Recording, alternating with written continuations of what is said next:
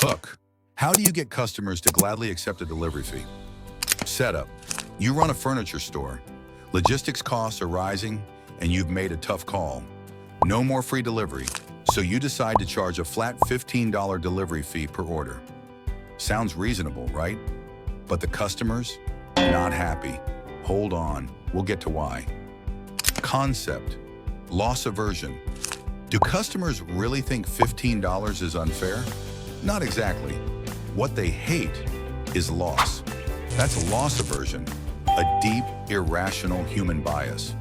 We instinctively hate losing something more than we enjoy gaining it. Here's how it works. You're on your way to work. You find $100 on the ground. Nice. But a moment later, the wind blows it away. You're back to zero, right? But emotionally, that loss hits way harder than the joy of finding it. Psychologists have a name for this. Loss aversion, and research shows a loss feels 2.5 times more painful than a gain of the same amount feels good. Case study. An old man wants to stop kids from playing on his lawn. So what does he do? He pays them $10 one day, then $5 the next, then just $1. At this point, the kids stop coming. Why?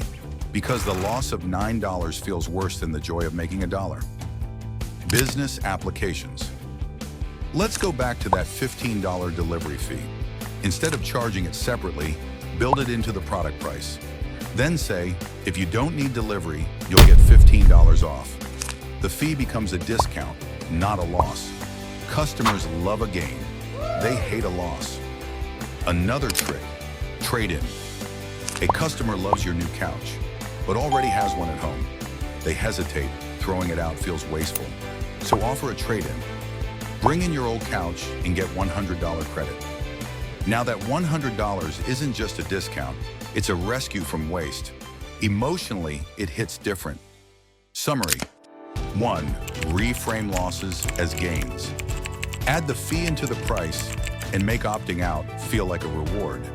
2. Offer trade-ins instead of discounts. You turn resistance into opportunity. 3. Understand your customer's brain. The best sales aren't always logical, they're psychological.